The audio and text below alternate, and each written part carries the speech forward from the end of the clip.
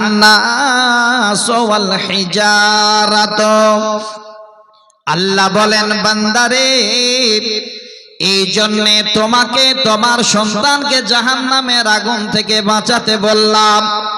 আমি আল্লাহ পরের জায়গাটা আবার তোমাকে সতর্ক বানিয়ে দিলাম।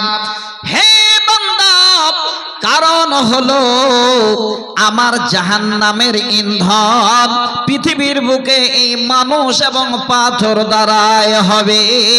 আমি আল্লাহ আমার জাহান্নামের ইন্ধন পাথর এবং মানুষ দিয়ে যোগাবো। আবারও ইঙ্গিত করে বলছেন যে আমার জাহান্নামের ইন্ধন হবে মানুষ এবং পাথর। আগে আল্লাহ বাঁচতে বললেন, বাঁচাতে বললেন, তারপরে আবার ইঙ্গিত করছেন যে এই মানুষই হবে আমার জাহান্নামের বড় ধরনের ইন্ধন মানুষ এবং পাথর দ্বারাই।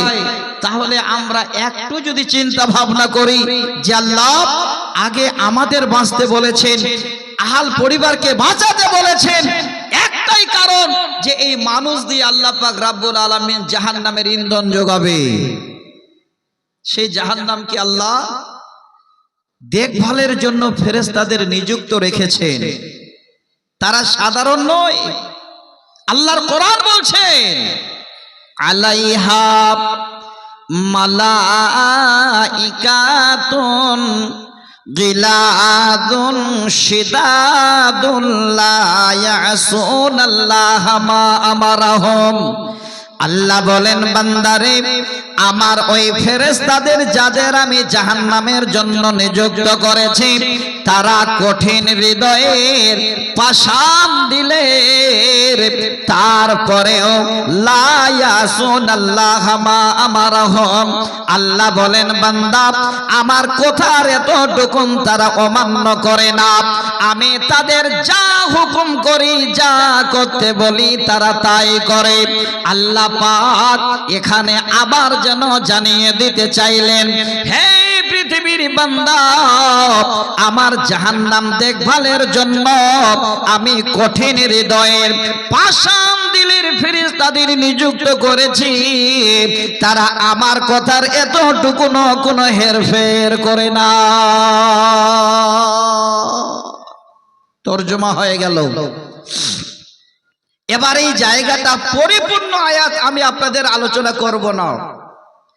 এই ছোট শব্দ দুটো নিয়ে আপনাদের আমি জানাবো। কু আনফুসাকুম ওয়া আহলিকুম নারা। যারা বাবা মা এখানে ডানে বামে বসে আছেন, একটু আপনারা দয়া করে কথাগুলো আমার শুনবেন। এই শব্দের অর্থ হলো আল্লাহ বলছেন আগে তোমরা নিজেকে বাঁচো আর তোমার আহাল পরিবারকে জাহান্নামের আগুন থেকে বাঁচাও। তাহলে আগে আমরা বাঁচবো, আমাদের ছেলে মেয়েদেরকে জাহান্নামের আগুন থেকে বাঁচাবো। বাবা যদি না বাঁচার চিন্তা ভাবনা করেন, বাবা যদি আপনি গাইড না করেন, বাবা আপনি যদি দায়িত্ব বহন না করেন, লিখে নিন, আমি বলছি আজকে আপনাদের যত গার্জিয়ান আছেন, যত বাবা আছেন, এই সন্তানেরা, এই ছেলে মেয়েরা আজকে এই কালুডাঙ্গা মাদ্রাসা নামে জালসায় এসে তারা যদি দোকানে গিয়ে জেনা করে, তারা যদি রাস্তায় কোনো জেনা করে, তারা যদি পাপ করে, তারা যদি অন্যায় করে, এই পাপ এই অন্যায়ের ভার বাবা মা আপনাদের কিয়ামতের দিনে বহন করতে হবে। উপায় নেই। আল্লাহ আপনাকে রায়া বানিয়েছেন, সন্তানের রাখাল বানিয়েছেন। আপনি কিভাবে আপনার সন্তানের প্রতিপালন করছেন এটাই আল্লাহ পাক রব্বুল আলামিন দেখবেন কিয়ামতের দিনে। আপনাকে পাই পাই করে সেদিন হিসাব চাইবেন, সেদিন আপনাকে হিসাব দিতে হবে।